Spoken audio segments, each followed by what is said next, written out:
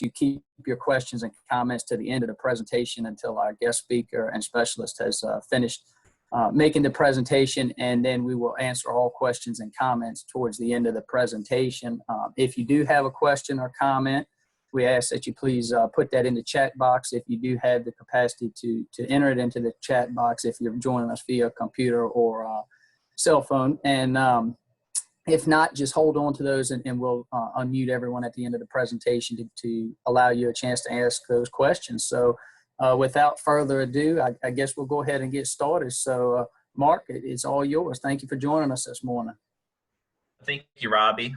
Thanks for having me and for having Wade Thomason and David Holzhauser as well to talk to you a little bit today. So what we wanted to do was discuss some issues that we've seen so far this year with corn here in Virginia and talk a little bit about what we can look forward to as far as soybean fertility. The good news is we haven't seen soybean problems yet since they're just going in the ground, but we do have a few things we can consider and pay attention to for these next few weeks. So with that, I'll share my screen here.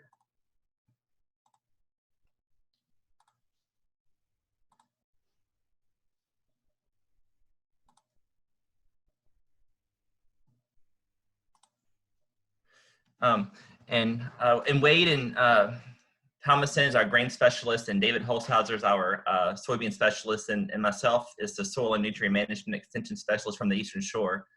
We just have a few things we want to talk about specifically for these systems. Largely, let's see if I can get to go, due to the cold weather. I know I always feel like I'm copping out saying I don't know what's wrong, it must be the weather, but certainly this year has been pretty similar to what we've seen in both 2016 and in the spring of 2017, where we certainly have been colder than normal. So one thing I did when I was preparing for this talk was actually went back to an extension pub that we wrote in the spring of 2017 on actually June 2nd to address some of these same concerns. Since we are seeing a lot of the same problems and frankly the same weather conditions. So this is just one graph that I stole from the National Weather Service showing the temperature and rainfall patterns so far this year. And it's pretty apparent when you're looking at the Richmond area, looking through April and May, as this corn has been growing, we certainly have below normal. So that's one thing that's really hampered the corn so far this season and has caused a lot of nutrient deficiencies, or in which case we'll talk a little bit about is some of the perceived nutrient deficiencies where we really can't say what's wrong. Frankly, it's just because the plant doesn't have enough heat units to grow. And similar, 2017 again, at least in early May, we did have more rainfall than normal, which again can hamper some of these growing conditions, can hamper nutrient uptake and so forth. So this is just a mirror of 3 years ago and also 4 years ago. So unfortunate, a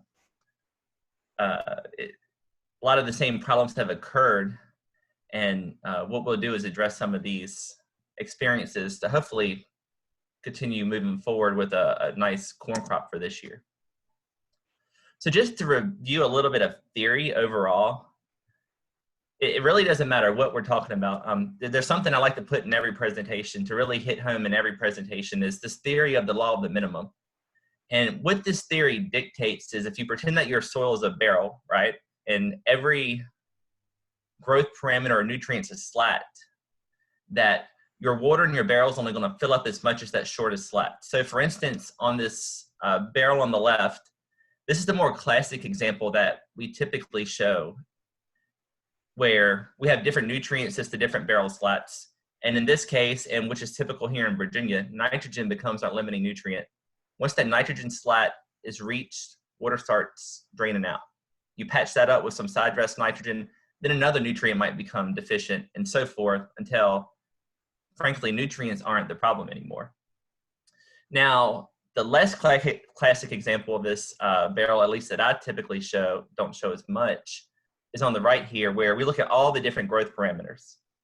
because especially in my discipline, we focus so much on research and so much on extension with nutrients that, you got to make sure that you pay attention to everything, to the whole picture. And certainly in April and May of 2020, both heat units and light have been largely the most efficient growth parameter. And so if you think about our systems in Virginia, how plants are growing to date for this corn year, certainly we feel like, heat and light are probably our most efficient slats per se in this growth system.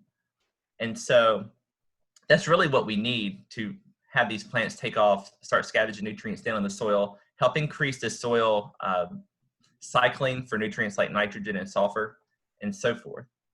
So certainly as of yesterday, I think it hit 92 degrees here on the Eastern Shore. And certainly I know Virginia, many parts were hotter than that. These heat units are here. It's June. They'll come, don't worry, they're here. And then we'll have probably our next most common limiting parameter of water being our issue, which we'll probably start talking about here in the near future. At least here on the Eastern Shore, I always say, we're only 3 days away from a drought on these sandy loamy sand soils. So certainly water is that other parameter to worry about here in the future. But today, heat and light units have pretty much been the biggest issue that's really hampered plant growth. So let's look at some of these issues specifically that we've seen. We've seen a whole gamut of problems, which is pretty typical in a year. It's just this year we've seen more than probably our fair share, at least compared to last year. So this middle slide here is probably my favorite slide that was published, showing the different nutrient deficiencies and how different nutrients can express themselves in corn plant tissue. Here, anywhere, but especially here in Virginia. So on this top leaf, we have a nice green leaf. If you notice, the veins are green, the leaf tissue's green. Everything looks like it's growing well. And then you start taking away one of these nutrients become deficient, of course, the leaf tissue changes. So the second picture here is a phosphorus deficiency, where the plant really becomes purple, whether it's the leaf margins or underneath the leaf or so forth. And this also being expressed in this picture in the field here on the left, upper left, where the plant just isn't growing. It's got a purple tinge to it. Now, one thing that we often get questions about, at least for phosphorus deficiencies, is we have farmers say, look, I have a very high soil test phosphorus. I put out a 2x2 starter with phosphorus and whatnot. My plant's still showing the symptom.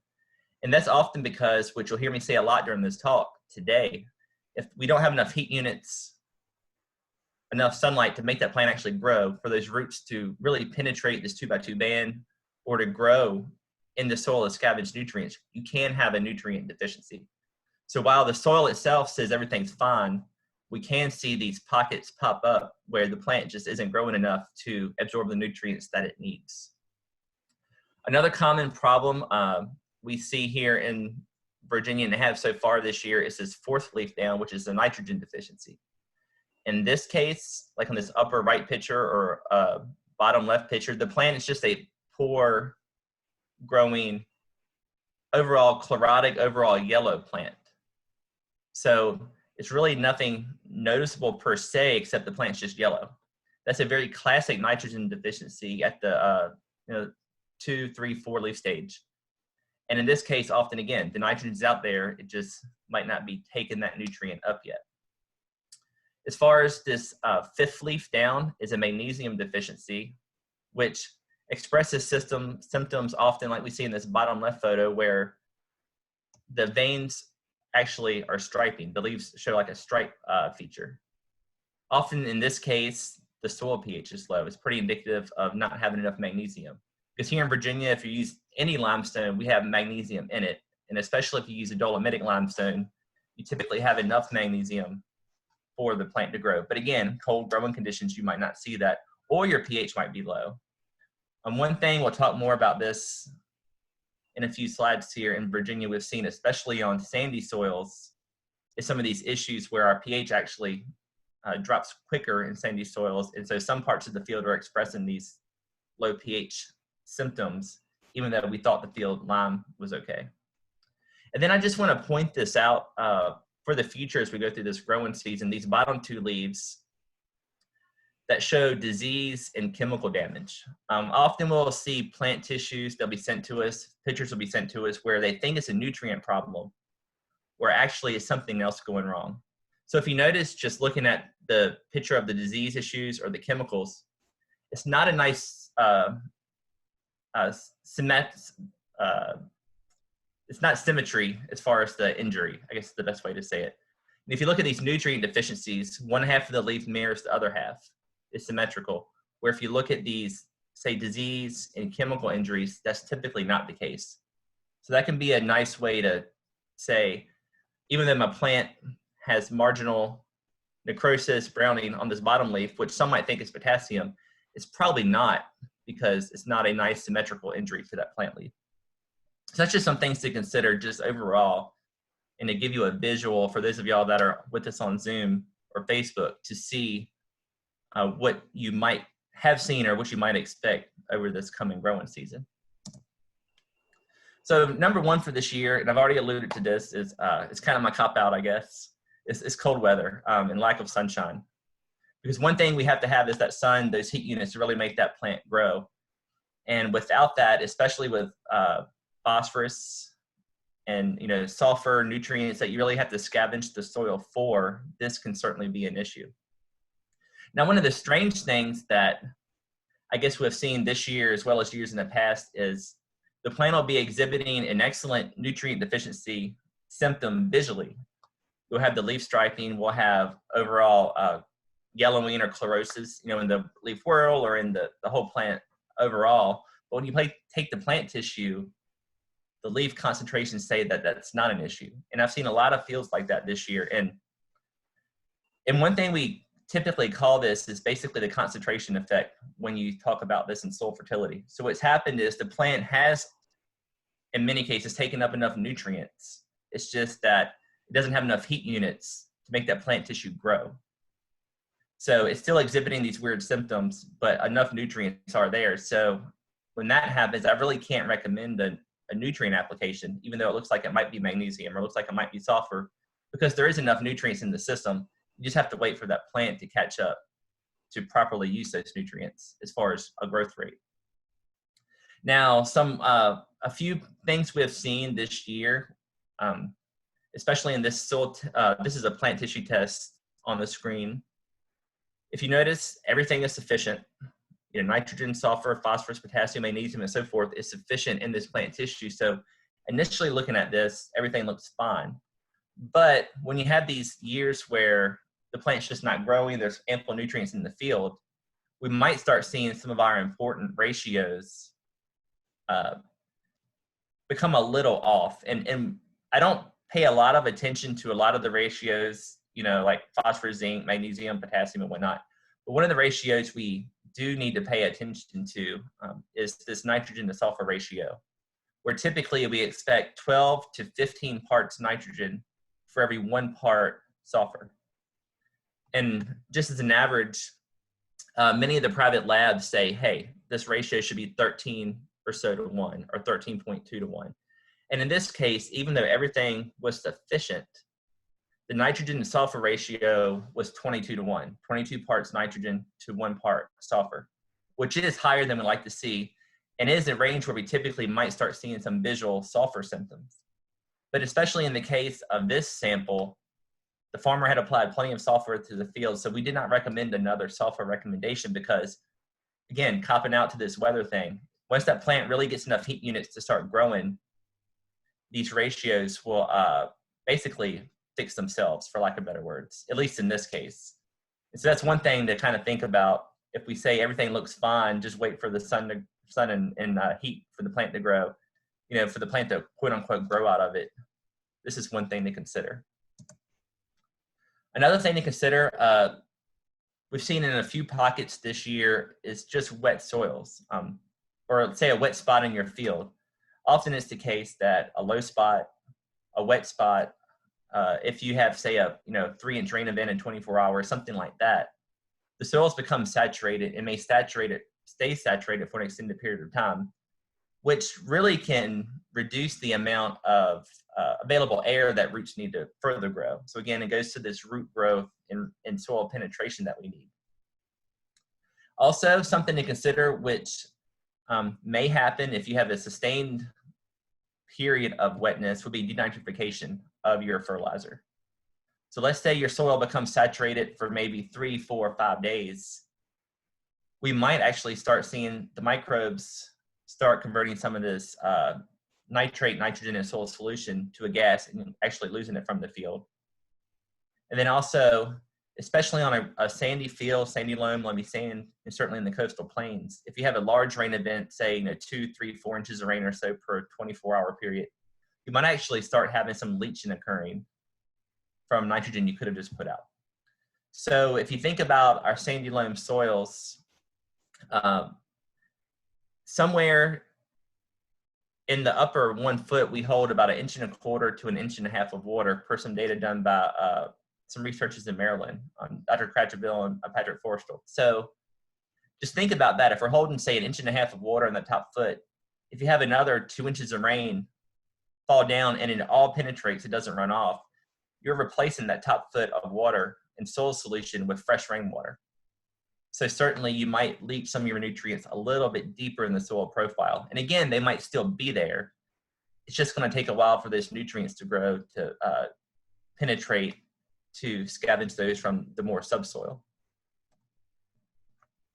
Which leads us to one of the first things we consider when we're talking about poor growing corn or yellow corn here in Virginia is a nitrogen deficiency.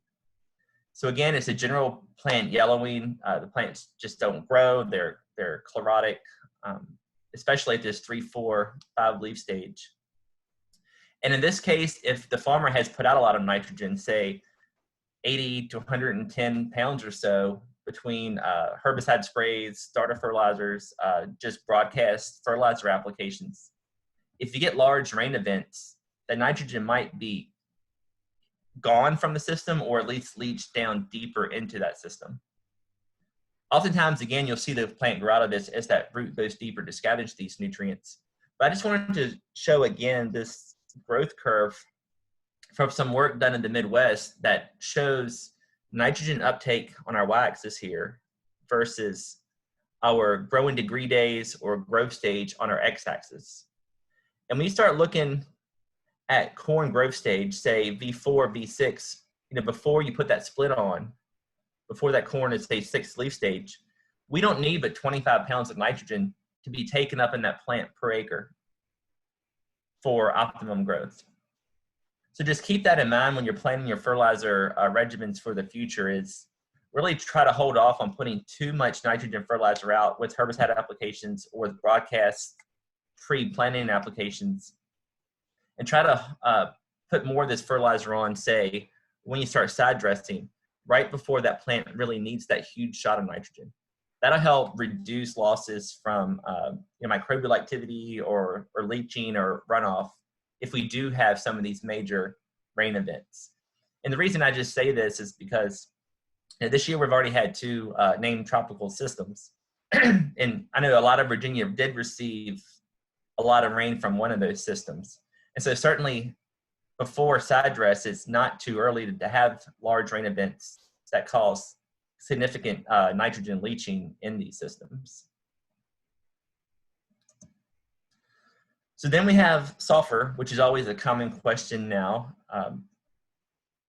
It's probably one of my favorite nutrients to talk about now, just because it's recommendations that we're still developing. A lot of folks in Virginia, especially those of you on the Northern Neck, Middle Peninsula, and so forth, Southeast, have commonly now used sulfur in your nitrogen regimes.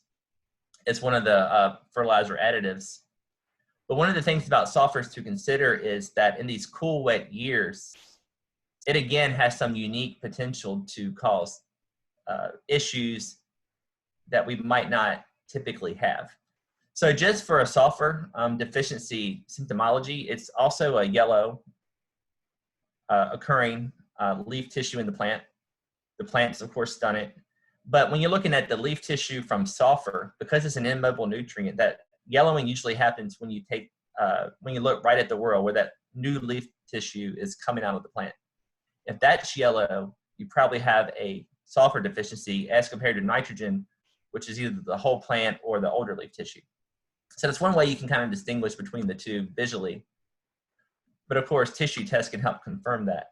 But one of the things to consider, especially in years like this where we're a little wetter than normal, a little colder than normal, is that a lot of our sulfur that is available to our crops here in Virginia actually comes from the organic matter or from the subsoil.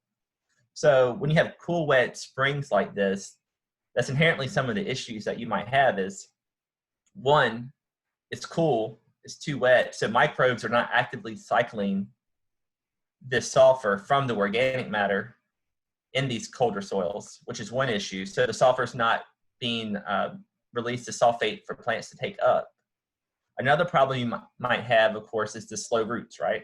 While you talked about slow roots growing, a lot of our sulfur is deeper in the soil profile. So again, slow roots leads to slow scavenging, which might lead to some visual problems that you might not typically have had in that field. Or again, if it's in your starter, the roots simply might not have reached that starter fertilizer yet to capture some of these sulfur nutrients. So on the left, I have a soil profile. It's a cornfield, a typical production system in Eastern Virginia. You know, corn, soybeans, wheat, and actually this system had peanuts incorporated into it. Was down in Ag Expo in Dinwiddie County. And if you look at sulfur, it's just a great demonstration to show how sulfur leaches in the soil profile and how you might inherently first have a deficient symptom, but then the plant can eventually scavenge this sulfur as the plant grows deeper, the plant root grows deeper. For instance, in this example, sulfur is 7 ppm in the first 6 inches, and then 9 ppm. But if you look down to say 20 inches or so, we have 65 part per million sulfur. So once that plant root can scavenge that deep, which it will, your plant roots, especially corn roots, can go up to 6 feet deep in an unrestricted soil system. There's ample nutrients maybe available that the plant just needs to grow to. So when you have these cool, wet years, it just really further inhibits that potential and kind of slows down our scavenging of these nutrients. So number 5 here, another common issue we've seen so far in Virginia this year would be a low soil pH. Now, at first glance, one thing you might see is, or think is that, you know, this could be nitrogen, this could be sulfur, could be magnesium. It's just a general yellowing of the plant tissue across the field, especially, you know, in this one part. But when you do a little bit further investigation, one of the first things we like you to do is, of course, look at your plant tissue, but also look at your roots.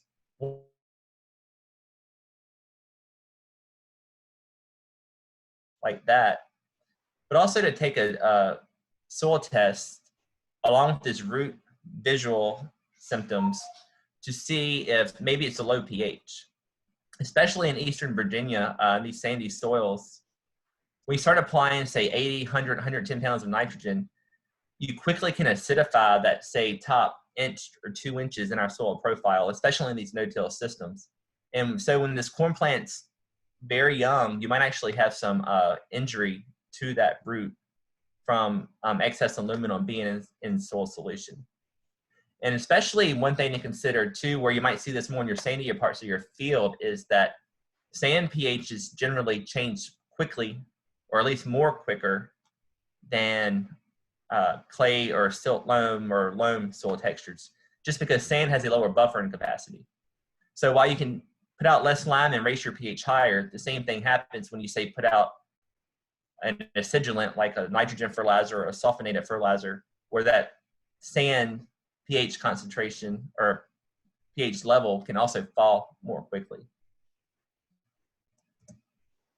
And then I think I heard some of the agents discussing this before the presentation started here. It's simply corn hybrid. We've had a few questions this year regarding, you know, one field looks like there's interveinal striping where this field does not.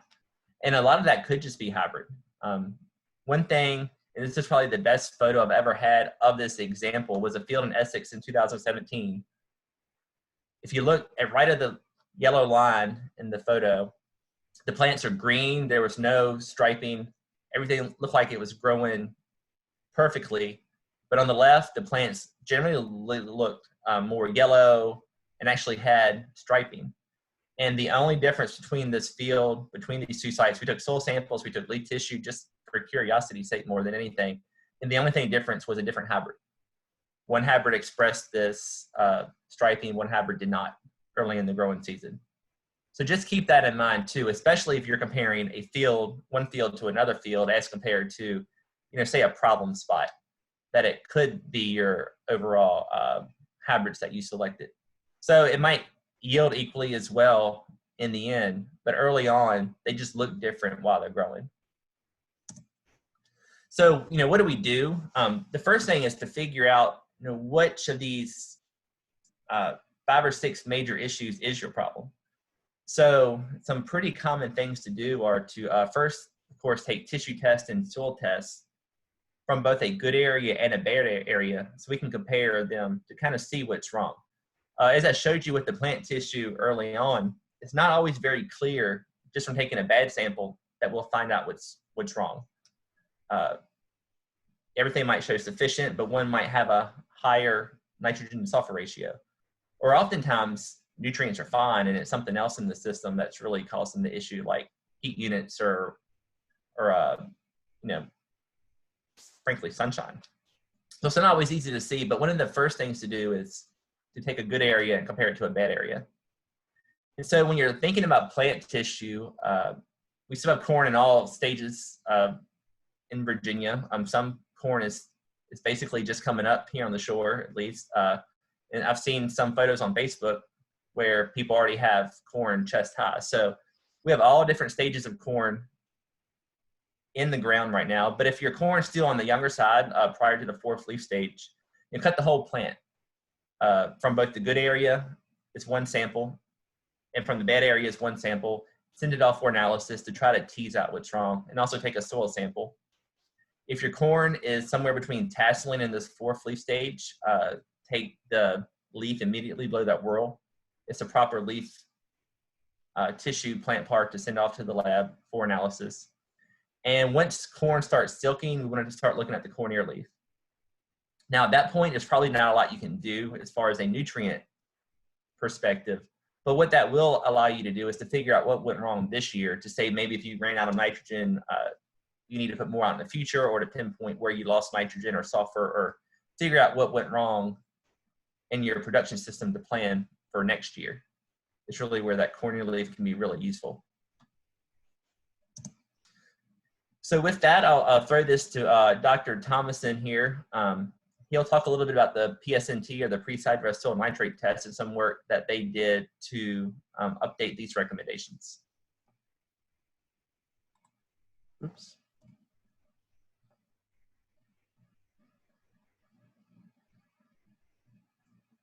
You there, Wade?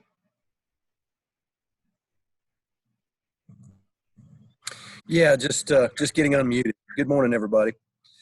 Yeah, so, you know, one of the questions that comes up at this time of year is can I use a nitrate test to assess how much nitrogen might be available or left after a heavy rain? And so one of the tools we have is this pre-sidedress nitrate test, which is intended to be taken when the corn crop is about 12 inches tall. And in systems that have a history of organic nutrient applications, it can be used to predict further response, i.e. the need for additional sidedress nitrogen fertilizer. In 2016, I guess, this work was originally done in the early 90s and a critical threshold established. In 2016, we looked at this. There continue to be questions about whether it's relevant for modern hybrids and yield potential. And so we added in some additional data and moved the line a little bit up. In previous years, it was a threshold of about 20 parts per million, or it was 20 parts per million, where we said no more sidedress nitrogen was needed. And then 2 or 3 years ago, we moved that up to 26 parts per million based on the data that we had. The caution I have, I guess what I stress about this is, yes, this can give us a snapshot of how much nitrogen is in the profile. If fertilizer has been applied and the microbes have acted on it, nitrification has occurred, then yes, this would give us a good picture of how much nitrogen remained in the profile after a heavy rain or some such.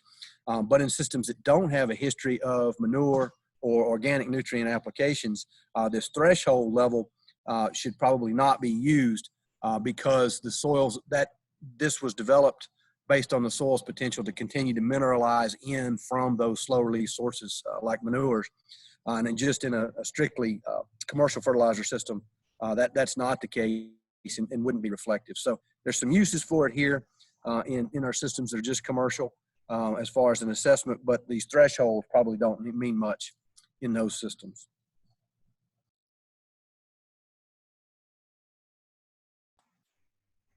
Thank you, Wade. And I think we're going to ask questions after. So let's go ahead and talk a little bit about soybeans.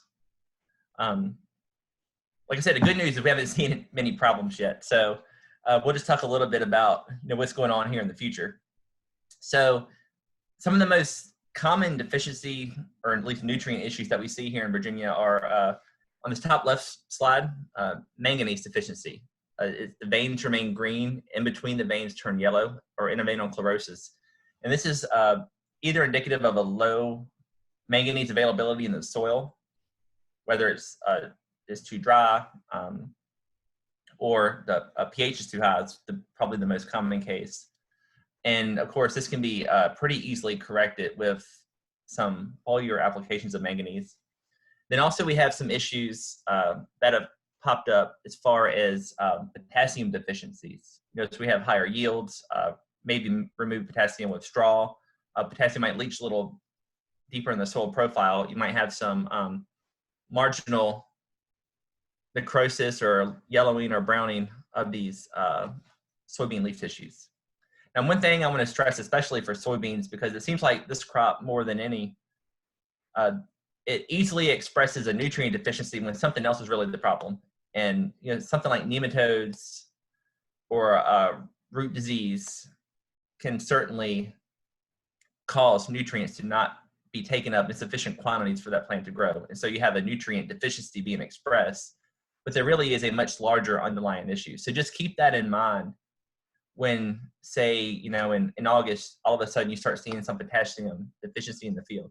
Make sure you examine for some of these other causes, especially if you know that you or the farmer has put out ample potassium for that crop season. And you can think of no other reason why that potassium might not be there. Maybe it's drought situations that can't be taken up, or frankly, there's just no roots left on that plant to take up the potassium. So that's probably the most common place where we see, at least for potassium, nutrient deficiencies being shown here in Virginia. So as far as these soybeans, the biggest thing to do right now, or the next 2 or 3 weeks, is just make sure your soil pH is adequate and in check. Certainly, lime does take a while to react. And so if you have a low soil pH, putting it out now is certainly needed. Too low, one of the issues this is really hard to quantify, but if you think about how microbes grow in the soil system, they basically are optimum growth between, say, 6 to 7 pH in the soil system. So while we might not have any other idea that microbes are not optimally growing at a pH of, say, 5.5, they are inhibited if you look at microbe growth curves. So in order to have optimum microbial activity for both nutrient cycling and for the symbiotic relationship to form nodules, having your pH is important. To have it in check somewhere between 6 and 7 from the low end. If you get really low, you might start seeing some molybdenum deficiencies, but I personally am not seeing that here in Virginia. But if you look in the textbook, that could be some issues. So make sure the soil pH is not too low, but typically when we talk about soybeans and pH is with the pH being too high. Anywhere between, say, 6.8 to 7.0 for soil water pH, it's pretty typical to start seeing some manganese deficiencies, which can start as early as 2-3 leaf stage, or it might wait until, say, R1 to start expressing itself in the plant. So it's just a few things to think about as far as pH and some things to monitor as your plant grows over the growing season. If you do see some deficiencies for manganese, go ahead and think about putting some manganese in with your herbicides if you see it early on, or with some of your insecticides. Just make sure everything's compatible with the different products, of course.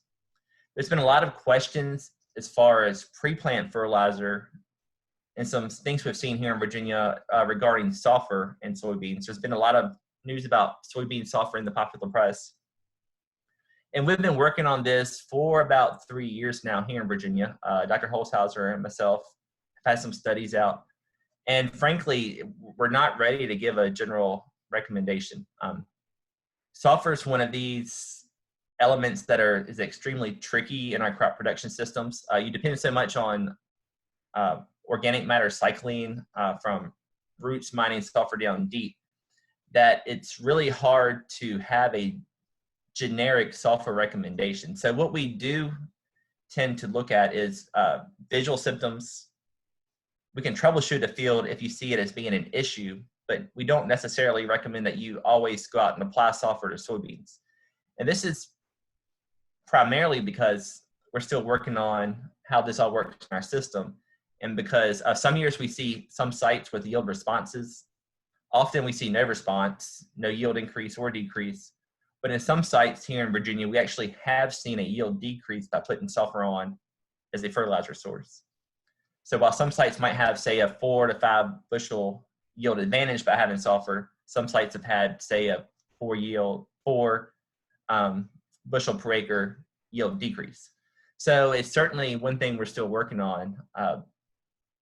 So I'm not ready to give a generic recommendation for sulfur, but if you do see this, please let us know, as we can help you figure out a recommendation to fix sulfur specifically in your situation. Again, there's so many different situations out there that it's pretty much a field specific scenario at this point that we need to work on. Then I also wanted to talk a little bit about straw. I know there's a lot of farmers out there cutting barley, and some have started cutting wheat. And one of the ways that we typically do like to prop up commodity prices and also to help encourage soybean growth is to remove straw from our fields by selling this straw. But one thing I wanted to really point out with straw is that remember that with every ton of straw, you are removing appreciable nutrients in that straw. So one of the common things that we typically worry about, again, in soybean systems is potassium, especially in our double crop system, since most farmers apply all of their potassium for both the wheat crop and the soybean crop before they plant their wheat or barley in the fall. So what that does actually is puts extra potassium in the system, which potentially could be then harvested and carried away in this straw. And where this matters and where it really depends on how much is carried away depends on how much rain we have here in Virginia. If you think about potassium in the plant, it doesn't really become part of the plant structure. It's just used in for some osmotic activities and whatnot. I'm not a plant physiologist. I'll let Dr. Holzhauser cover all that. But if you have questions, but potassium is not fixed in the plant tissue. So what that means is once that plant matures and dries down, the seeds formed. If we start having rain, the rain can actually wash or leach that potassium back out of the plant straw, back into the soil for the soybeans to use. Now, in a year, which it looks like this is shaping up to be where it's now dry, there's not a lot of rain in sight for a lot of Virginia, and we're harvesting. If there's not a lot of rain, we actually can harvest and we'll bale and carry away more potassium in our straw. So think about if it's a lot of rain, hard to combine, low test weight wheat, at least you've got your potassium back out of your straw for your soybeans. But in a year where you have high test weight, everything dries down perfectly, no rain, it's a great wheat harvest, then you probably are also effectively selling a lot of this potassium in your straw since it did not leach back out. So it's kind of a double-edged sword, no matter which way you look at it in your production system.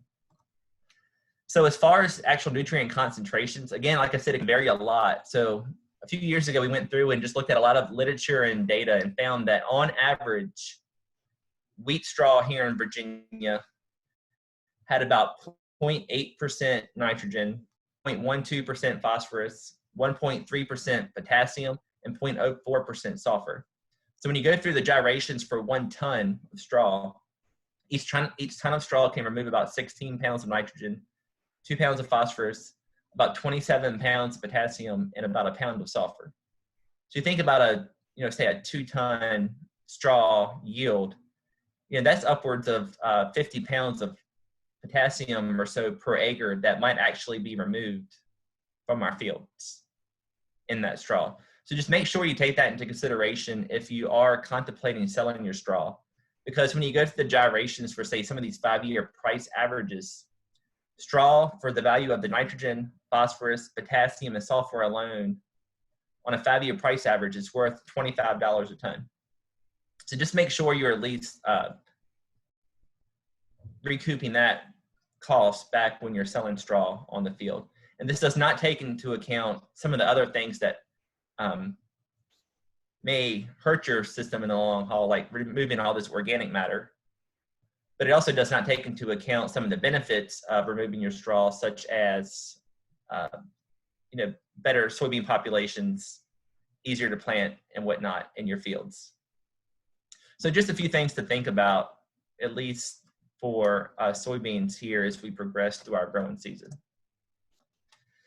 So again, with soybeans, just pay attention to this whole system and really look at everything when you're starting to diagnose nutrient problems, because in this particular photo here on the left, just looking at this plant, I would have said, hey, this is a classic manganese deficiency. But when you start looking at the whole system, this middle photo shows that clearly there was some herbicide injury that occurred that probably has hampered plant growth, or in this particular field, pulling up some roots, we also see some root damage. So the plant just couldn't scavenge. It couldn't find enough nutrients for proper plant growth. So again, especially with soybeans, it seems, pay attention to everything when you're trying to troubleshoot. So with that, there's a lot of things to consider with corn and what went wrong. We've seen examples of everything pretty much this year, and hopefully the sun will help. Heat units will help. These plants will start growing, roots will start elongating and scavenging these nutrients. And the good news is since it is before side dress, or at least we're so early on in the side dress process for a lot of Virginia, you can fix some of these problems if you need it. And for soybeans, so far so good. You just pay attention and remember that straw must pay if you're bailing that in the system. So with that, I just want to thank first the Virginia Corn Board for sponsoring a lot of the research that we've done for sulfur and nitrogen and whatnot, different studies here in Virginia, and also the Soybean Board for sponsoring the work, especially lately with sulfur, to tease out some of these sulfur issues. So thank you all for your support on that.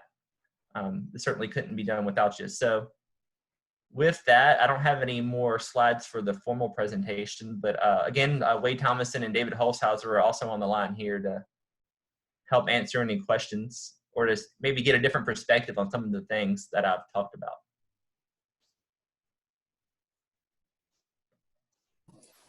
All right, thank you, Mark. We appreciate the presentation and you joining us this morning. A great presentation, a lot of answers there for some of the questions we've had lately. So hopefully that'll be of some benefit to some of our producers and clients. I'm just going to scroll through the chat box, if that's all right with everyone, and see what we've got there, and we'll address those questions or comments.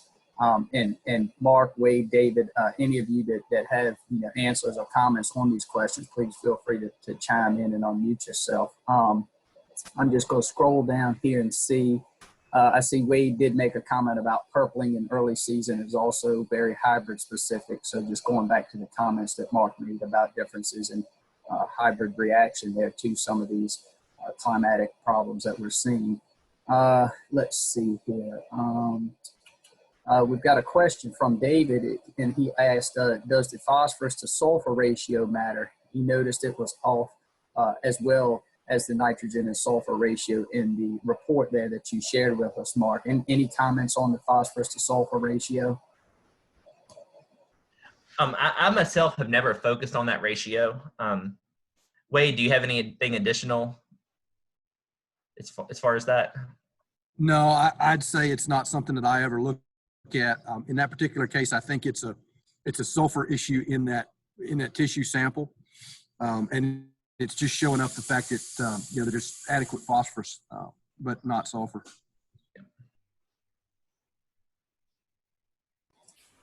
All right, the next question we've got here is the sulfur at 24 inches plus depth usually in a sulfate plant available form, or is it elemental?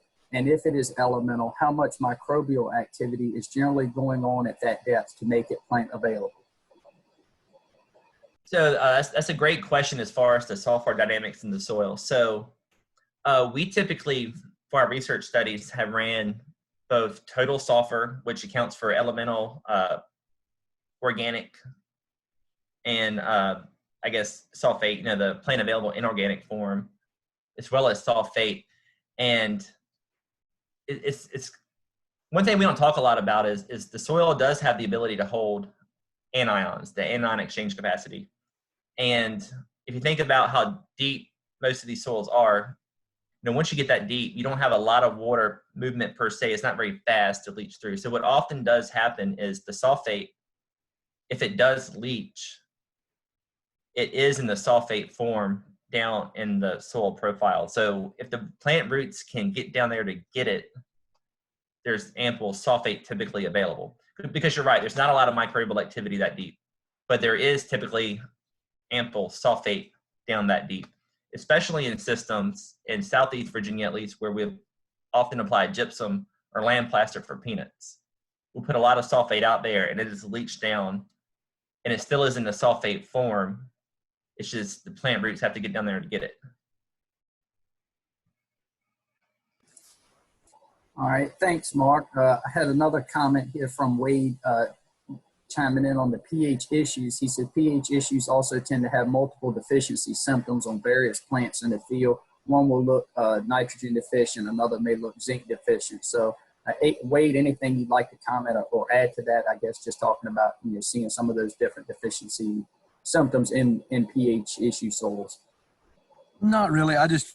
When you see plants that look like, multiple plants in the same field, in the same area, the same field, and one looks like it's deficient in, this nutrient, and another looks like it's deficient in another nutrient, pH is often the culprit because of the impact that pH does have on the control of the availability of nutrient release from the soil.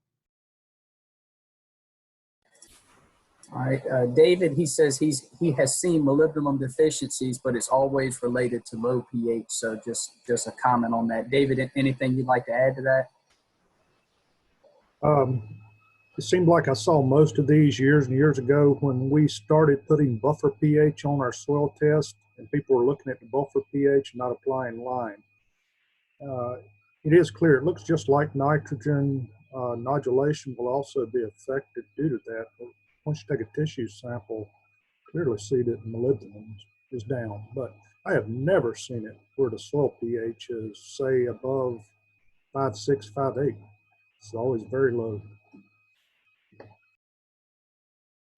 Well, that's a really great segue into another question we've got here, asking if you could discuss molybdenum in corn production. It seems to be coming up more and more, and not sure when it should be addressed. So maybe Mark or Wade, any comments on that?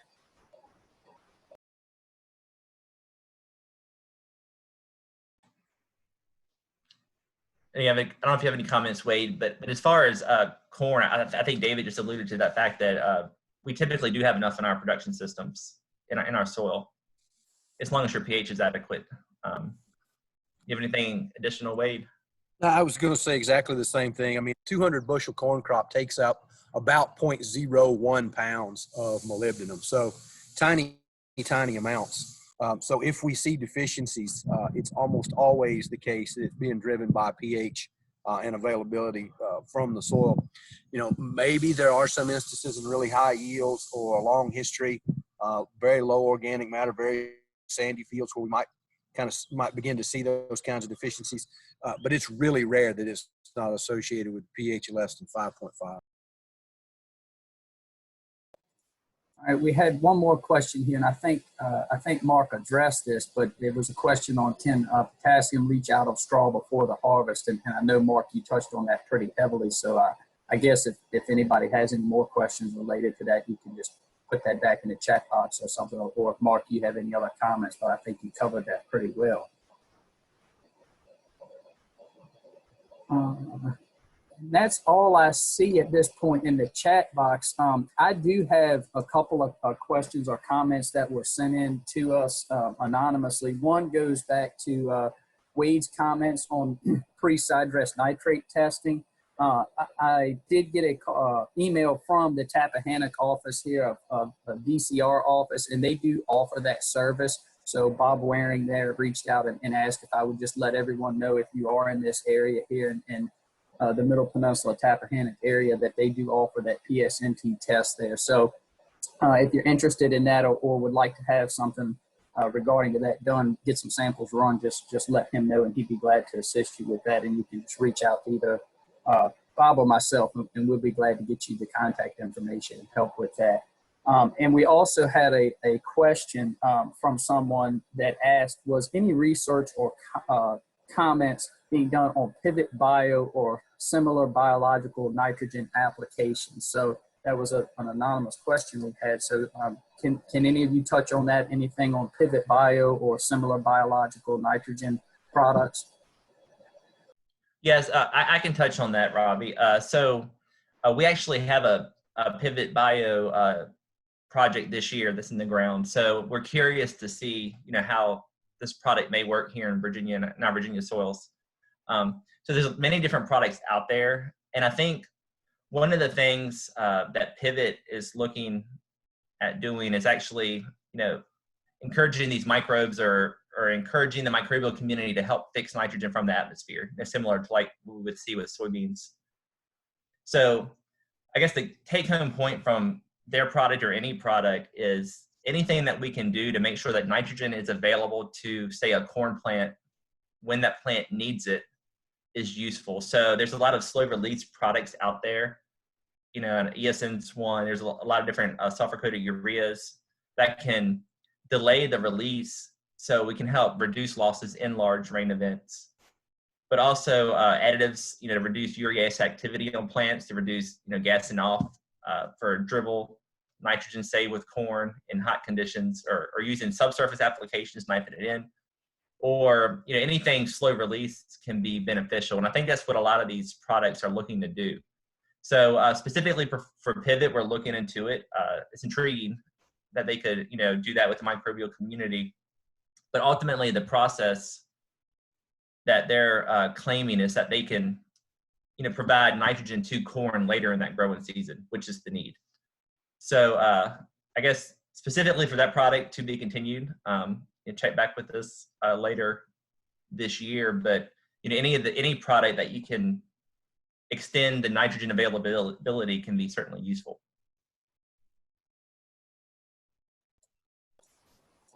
All right, thanks, Mark.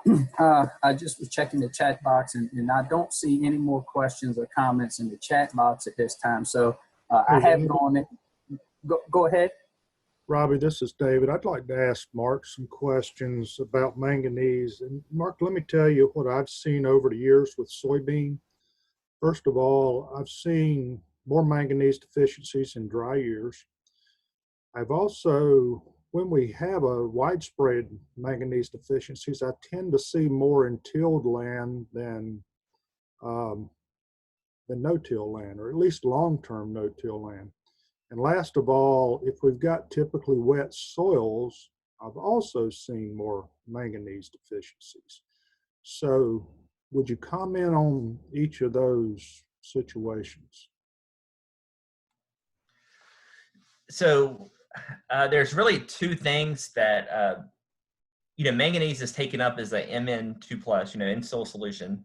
It's the element itself. And I guess what typically happens under some of these conditions you have mentioned is it's just not in that form. So certainly if the pH is high, gets higher, or as like in a dry situation, you have manganese oxides forming, so little soil moisture, more oxygen in the soil. You basically start forming rocks and it's just not available. So you think about your production system. Specifically, you mentioned till versus no-till. I don't know where tillage would necessarily play a part except for maybe pH stratification or something like that, where maybe in a till situation, I guess my question anymore is why is somebody tilling? When you think about our production system, were they tilling to incorporate a lot of nitrogen or, I'm sorry, not nitrogen, to till a lot of lime in? Were they tilling in, say, biosolids that were lime stabilized? My question is, why is my first question. Because ultimately it's still probably linked to soil aeration or pH ultimately, as far as that availability. So that's just, I guess it's pretty specific. Maybe a no-till situation, you lime on top, but you quickly start having, so the pH there might be 8, but right below the soil surface, 3 inches down, it might still be 5.5. So there's plenty of manganese available.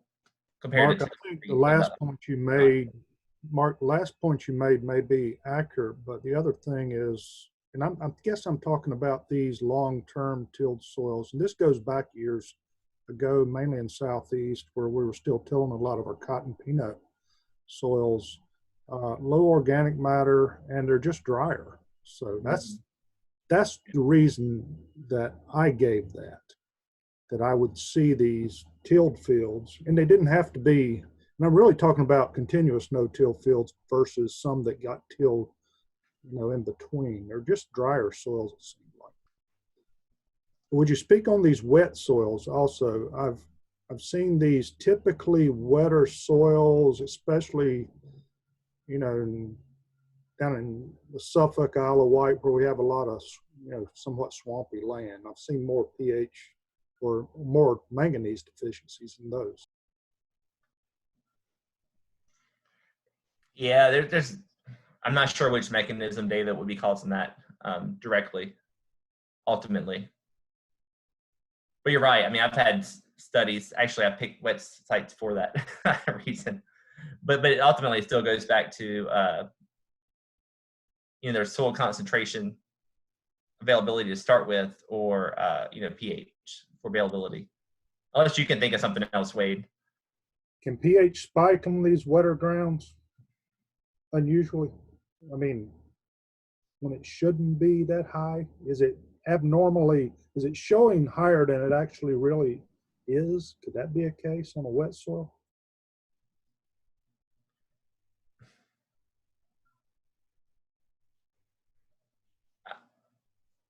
No, I don't. No, not really. I don't think the pH should be changing a whole lot unless you're going completely anaerobic, which I don't think is your case. Because that takes several days to occur. But yeah, I don't have a good answer for you, David, for that one.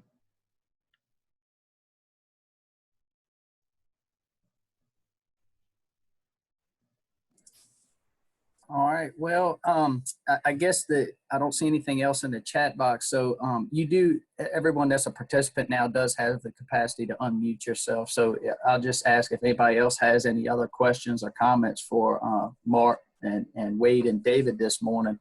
Now's your chance to ask those before we finish up this morning. So I'll go ahead and open it up for that.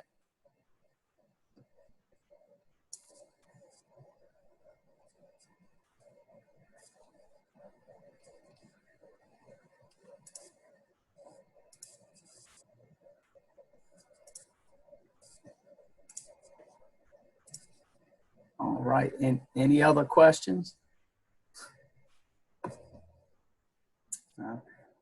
As always, y'all did an excellent job. You covered everything and left people speechless. I guess that's a great thing. So I don't hear any other questions or anybody else chiming in this morning. So I'd just like to take another opportunity and thank Mark and Wade and David. We really appreciate y'all joining us this morning and sharing these questions and comments. Great presentation. Thank y'all for everything that you do and all of your assistance. We know you get a lot of questions and troubleshoot questions. So we appreciate all the help for that. Also, thank you to everyone else that joined us this morning. We appreciate you being here. One comment I'll make to finish up, we do ask if you have joined us, please, you'll see the link on the screen right there now. Please take our survey to let us know, how we're doing with this program, if it's beneficial to you, if you're have questions on future topics you'd like to see discussed, or just anything in general, please provide some feedback for us on this, so we can better serve your needs. The other comment I'll make, next week we're going to be having a presentation on the Coronavirus Food Assistance Program, so you will see that on your screen right now as well. Same time, same place, Thursday morning at 9 a.m. We're going to have some folks join us from the USDA FSA office and talk about those assistance programs for producers. So please encourage folks to join us if that topic interests them and will be beneficial. Lastly, I'd just like to thank the team of agents and interns that helped make this possible. Mike Broadus in Caroline and King George, Stephanie Ramelchek in Westmoreland County, Trent Jones in Northumberland and Lancaster County, and Laura Maxine in Hanover, as well as two of our summer interns, Skylar Swan and Shelly Underwood. We thank them for all their help and support in putting all of this together and getting the recordings posted and the announcements of the upcoming topics and everything. So just thank you to everyone that helps make BC Ag Today possible. So again, we appreciate everyone joining us this morning, and thank everyone. Hope everyone stays well. And if you have questions, please feel free to reach out to any of us agents or the specialists, and we'll help as best we can. So thank you again to everyone, and we'll see everyone next Thursday. Take care. Thank you,